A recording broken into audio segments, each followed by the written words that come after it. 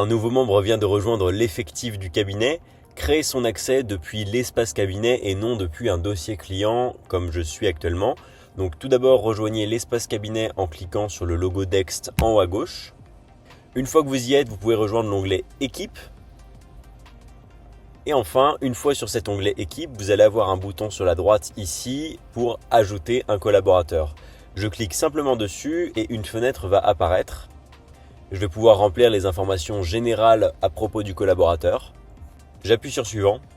Et c'est là l'étape importante, on va pouvoir sélectionner un rôle adapté en fonction des besoins de l'utilisateur. Donc ici, vous voyez qu'il y a 3 niveaux.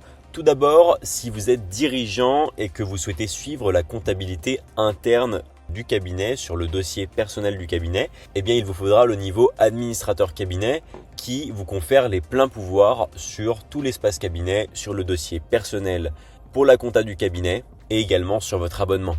Si vous encadrez le déploiement de Dext au cabinet et que vous avez votre équipe, eh bien il vous faut le niveau de chef d'équipe. Vous pourrez gérer les utilisateurs du cabinet, les dossiers clients et c'est comme ça du coup que vous pourrez bien suivre le déploiement de la solution dans votre équipe.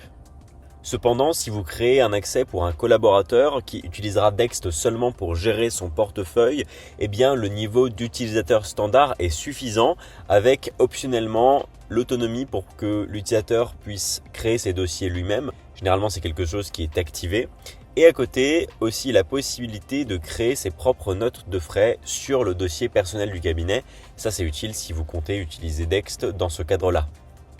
Et là, à cette étape, Dext va me demander quels sont les dossiers auxquels ce collaborateur spécifique doit avoir accès, c'est-à-dire quels sont les dossiers qu'il doit voir dans sa liste des clients pour qu'il puisse rentrer dedans et traiter les pièces. Donc ici, vous avez simplement à sélectionner les dossiers dont le collaborateur est responsable.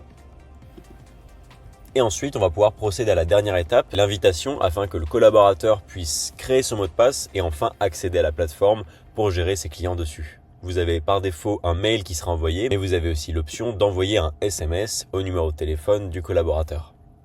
J'appuie sur ajouter et c'est bon, c'est envoyé. Merci de votre attention et à très bientôt.